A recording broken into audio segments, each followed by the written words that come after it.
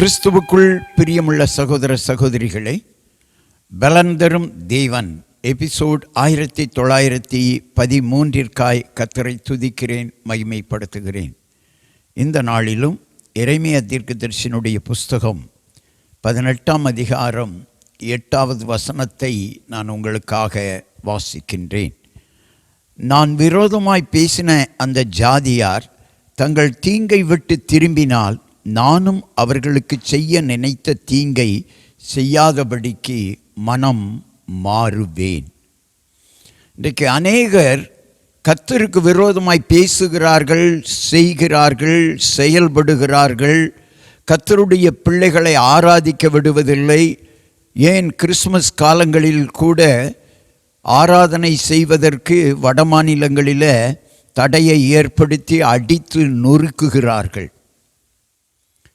இதெல்லாம் எதை காட்டுகிறது? ஒரு மனிதனுக்கு அல்லது கிறிஸ்தவர்களுக்கு செய்கிற தீங்கு அல்ல, கர்த்தருக்கு செய்கிற தீங்கு, ஆண்டவருக்கு செய்கிற தீங்கு. அவர்களை குறித்து ஆண்டவர் என்ன சொல்கிறார் என்று சொன்னால், அவர்கள் தீங்கை விட்டு திரும்பினார்களானால் நான் அவர்களுக்கு செய்ய நினைத்த தீங்கை செய்யாதபடி இருப்பேன் என்று சொல்லுகிறார். இன்றைக்கு கர்த்தருடைய பிள்ளைகளுக்கும் கர்த்தருக்கும் விரோதமாக செயல்படுகிற கூட்டத்தார் பெருகி கொண்டிருக்கிறார்கள்.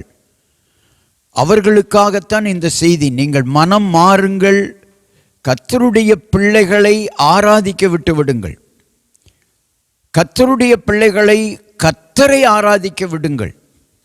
ஜீவனுள்ள தேவனை, இந்த உலகத்தை உருவாக்கியவரை, உலக மனிதர்களை உருவாக்கியவரை, ஏன் உங்களையே உருவாக்கியவரை ஆராதிக்க விட்டு விடுங்கள். கர்த்தரை ஆராதிக்கிற பிள்ளைகளுக்கு ஒரு தீங்கும் வராது. கர்த்தருடைய ஆராதனைக்கு தடை செய்கிற பிள்ளைகளுக்கு ஒரு நாள் தீங்கு வரும். இதைத்தான் இந்த வேதம் சொல்லுகிறது. கர்த்தருடைய ஊழியத்திற்கும் கர்த்தருடைய பிள்ளைகளுக்கும் தீங்கு நினைக்கிறவர்கள் மனம் திரும்பி கர்த்தரை ஏற்றுக்கொண்டால் அவர்கள் ஆசீர்வாதமாய் இருப்பார்கள். கண்களை மூடி ஜெபிக்கலாம். எங்களை நேசிக்கிற நல்ல தகப்பனே, கர்த்தருக்கும் கர்த்தருடைய பிள்ளைகளுக்கும் விரோதமாய் செயல்படுகிறவர்கள் மனம் திரும்பினால் அவர்கள் ஆசீர்வதிக்கப்படுவார்கள் என்று சொல்லி இருக்கிறீரே. அப்படி மனம் திரும்பும்படியாய் ஜெபிக்கிறோம் ஐயா. கர்த்தர் தான் பொறுப்படுத்தி கொள்ள வேண்டும். அல்லேலூயா. இந்த செய்தி ஒரு எச்சரிக்கை செய்தியாக இன்றைக்கு தந்திருக்கிறீர். கர்த்தருடைய பிள்ளைகளுக்கு தீங்கு நினைக்காதிருங்கள், கர்த்தருடைய ஊழியத்திற்கு தீங்கு நினைக்காதிருங்கள்.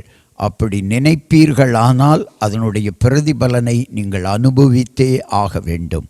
கர்த்தருடைய பிள்ளைகளுக்கு தீங்கு நினைக்கிறவர்கள் தீங்கை விட்டு திரும்பினால் ஆசீர்வாதத்தை கர்த்தரிடத்திலிருந்து பெற்றுக்கொள்வார்கள். எனவே கர்த்தரிடத்தில் திரும்புங்கள், அவர் அழைக்கிறார். இயேசு கிறிஸ்துவின் நாமத்தில் ஜெபிக்கிறேன் பிதாவே, ஆமேன்.